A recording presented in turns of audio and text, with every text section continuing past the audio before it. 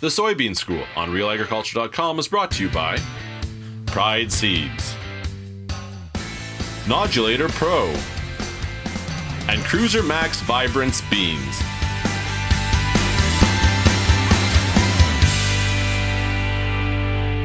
Bernard Tobin here on the Soybean School, joined today by Mike Cowbrough, OMAFRA weed specialist. Hey sir, thanks for taking the time. Very nice to be here. Hey, let's talk a little bit about Dicamba. Lots of conversations about Dicamba in the last year. A lot of issues in the U.S., 800 complaints filed in Arkansas. A little different story, a much different story in Ontario. And I want to zoom in on that a little bit because you made 4 key points here earlier in the presentation about why Ontario producers are better positioned to manage Dicamba. And it really starts with, I guess, product availability. Sure. So in the U.S., they had generic, more volatile Dicamba products, and we simply don't have that issue in Ontario. Our marketplace doesn't offer the generic, higher volatility products. So we have Ingenia, we have Extendamax. Those are the lower volatility formulations, and that's all we have access to. Yeah. Now, a big part of this conversation is timing and how we put that product down, and the weather. A lot of it went down early, pre-emerge, pre-plant, and under a totally different weather condition that you see than you see in Arkansas. Right. So to me, the biggest issue is you can have lower volatility products, but low volatility doesn't mean no volatility. And Dicamba is a very potent herbicide to certain off-target crops.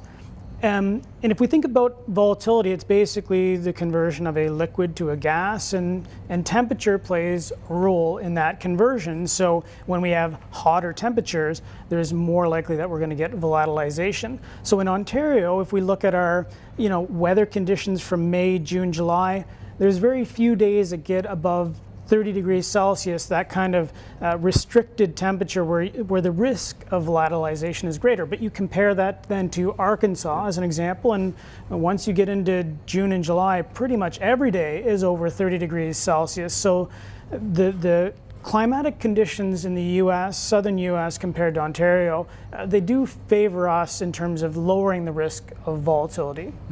Label's a big thing here too. I mean, our label much different, and we're actually seeing now changes to U.S. labels in different regions that sort of reflect what we have on our label. Yeah, I think if you look at our product labels in Eastern Canada, they almost set the tone for expectations around how to manage this, where there's restrictions on wind speed and temperature and sprayer speed and nozzle selection. And some of those restrictions you just simply didn't see on U.S. labels. And so now you're starting to see different states put in restrictions that are very similar to what we already currently have on our product labels. So, from a labeling regulatory standpoint, we were maybe a bit ahead of the game in terms of stating in the SAN what guidelines we should be following.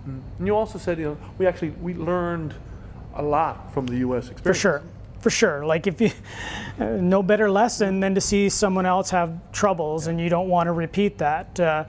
And that's unfortunate for many producers in the U.S., but it's a bit to our benefit in terms of we see the devastating impact that it can have for neighbor relations, for yield loss, and I think there was a high awareness level of producers to not repeat that same experience.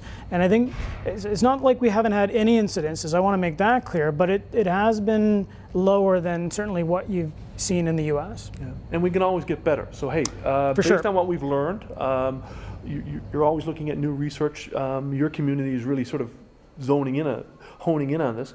What can we do better in 2018? I think the better part is having a good awareness and communication of what is surrounding the property that you're going to spray Dicamba on, whether it's Extend beans or corn or wherever Dicamba is registered. I think that's the big thing, is an awareness of what's around. We can always do a better job of as a neighbor giving the heads up of, hey, I have edible beans, or I've just planted a bunch of strawberries, or whatever the case is. I think that's first and foremost. And then, paying attention to environmental conditions, not just at the time of application, but also kind of looking forward to the 2, 3, 4 day forecast. Again, we talked about temperature and hot temperatures increasing the risk of volatilization.